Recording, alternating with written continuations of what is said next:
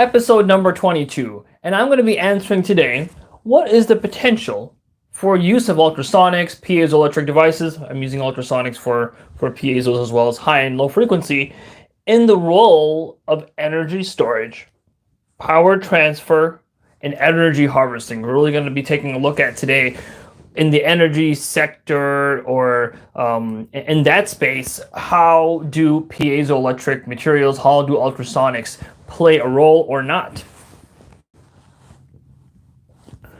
Let's get right into the meat here. Ultrasonics for energy storage. So ultrasonic energy is basically high frequency oscillation of acoustic waves, of mechanical vibration. So you're having these oscillating forces of potential, like energy stored in as strain, kind of like a spring, and then kind of that motion, the kinetic energy coming back out. So there's that alternating force. So one could believe that they could put some type of store energy in that kind of form.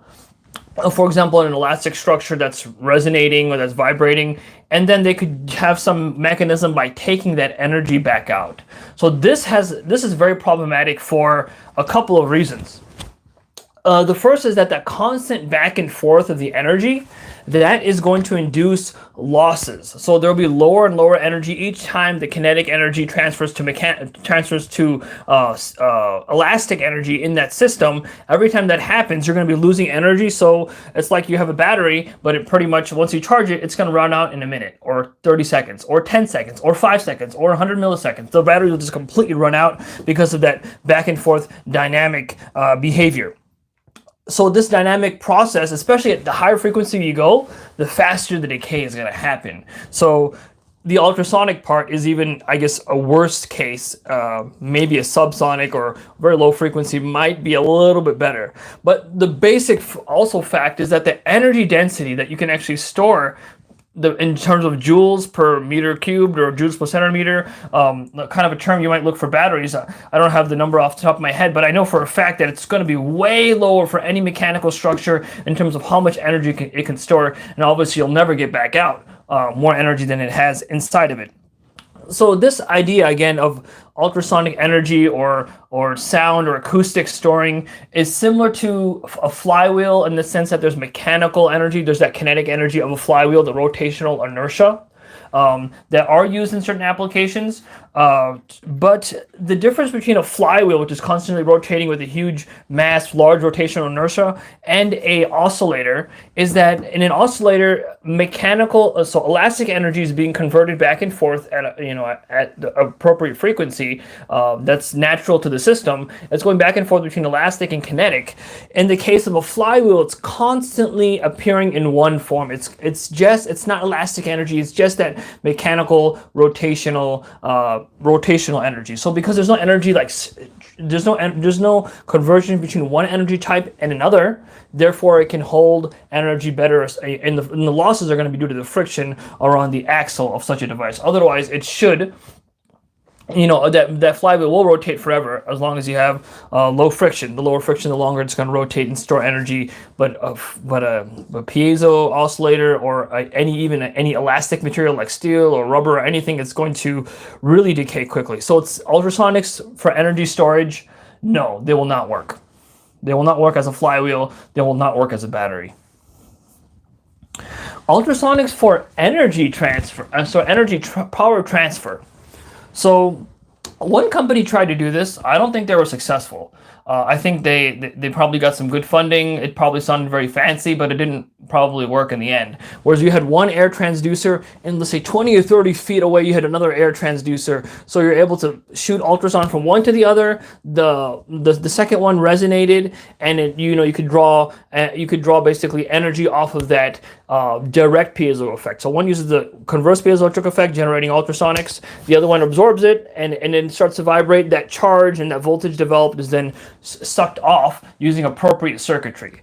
So I want to mention here that this is possible. You can do this, but it's going to be very, very inefficient for a couple of reasons of energy transfer. First of all, acoustic energy wants this to go everywhere. It's hard to get it to focus. It's not as focusable as light is. So that's going to be the first issue. How well can you focus it?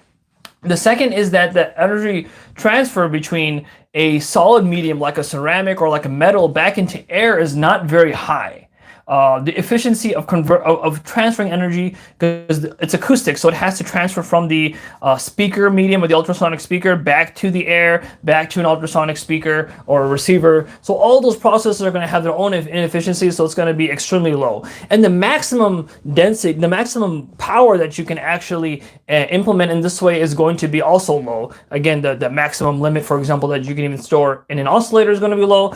Just in a similar way, the power transfer is going to be lower. I would probably suggest that you have some type of solar cells mounted around your manufacturing plant if you want to wirelessly transfer energy from, like, let's say some transmitters mounted at the top of the manufacturing facility, and you have maybe some different sensors, and you wanted to power them, and you don't want to use a battery for a long life battery for whatever reason.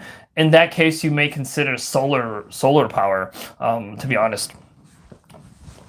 So there is long range, so you can go pretty long with ultrasonics, but there is that decay in energy as the wave propagates through air. There'll be an attenuation. You'll only be able to achieve low power. Another interesting fact is that you can also deliver power to places you can't see. So if, let's say, you had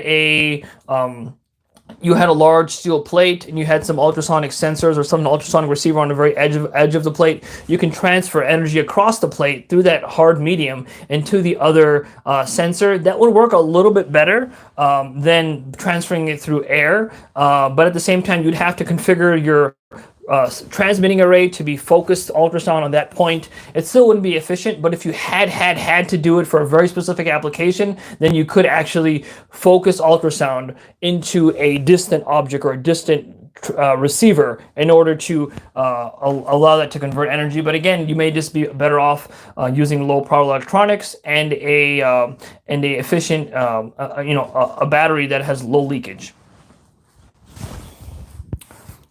Okay, so the next part is energy harvesting.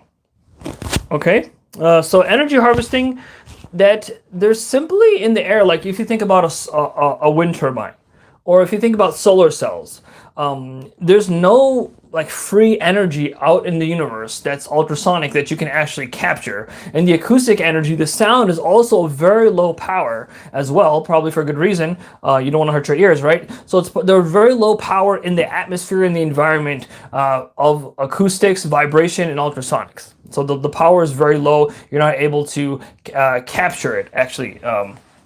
The next part is the mechanical vibration from structures forms a good opportunity to capture energy. Let's say you had some type of vibrating element. You had the motor from a car. You had, let's say there's an airplane and there's a lot of vibration. You mount a piezo energy harvesting kind of structure to capture vibration and elastic energy. This wouldn't be ultrasonic. This would be subsonic, because ultrasonics really don't occur in nature that often in such a high intensity. Mechanical vibration tends to favor lower frequencies. So in this case, you also would only be able to get microwatts to milliwatts. So it's a very small energy source. And actually, by implementing your piezo, sometimes you also damp that vibration source as well. So in some cases, it could be good, like you damp some vibration from occurring. But the feedback and the wiring and the circuitry needed to capture that energy and convert it to something useful for storage on a battery, because you're definitely not going to store it as an oscillator. You're going to store it on a battery, or if possible, you may decide to use it immediately if there's a sensor that can be powered off of that frequency of voltage. You'd then be looking to use that immediately. So there's very low power energy harvesting.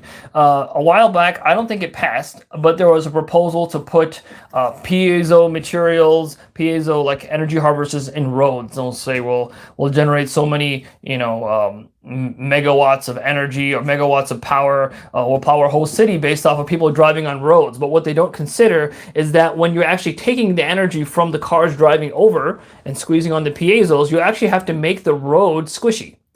In order for there to be force times displacement energy put into the oscillator, then you'd have to collect that back gazillion. No, that's beyond the fact that there's going to be a gazillion wires there. But you will also be actually stealing energy from cars. You'll be stealing that energy, and then you'll be storing it in a less efficient way. Better you spend that money making the road stiffer, in order that cars can get to their destination, being more fuel efficient and kind of save and help the environment that way, besides stealing from cars that are passing by. So another thing to consider, and the people really get interested in the area of energy harvesting, in that the electromagnetics are very good for energy harvesting. They're very good for long stroke lengths and lower forces. The energy harvesting from electromagnetics includes turbines, includes hydroelectric power. So that is also energy which is much more easily available. So energy harvesting is useful in a case where you do have to power a local sensor and you don't have any means of getting wiring or keeping a battery there, which is hard to believe if you're already going to create such a low power electronics to be powered by a piezo energy harvester. You'd probably be able to come up with a battery that can allow that device to work for a very long period of time. So you've been watching episode number 22. Today we were discussing different aspects of using ultrasonics and acoustics in power applications. There are some unique applications for ultrasonics and piezos in this area, but in general, probably my advice would be to stay away and be very hesitant of calculations. Over the years, people have come to me asking for help with energy harvesting, thinking that this could be a huge game changer in the particular industry. However, I do believe that only in very rare circumstances will this method work, and it won't be easy to get implemented. And probably those calculations you're doing are going to be drastically kind of error prone when considering the entire system energy train. So you'd be watching me, Dr. Shakani, answer your questions on piezoelectric and ultrasonic devices. Feel free to leave comments and questions, and also visit the links in the description to learn more about my consulting services. Sign up to get these presentation notes in your email, and also look for a note specifically for this episode. See you tomorrow in episode number 23.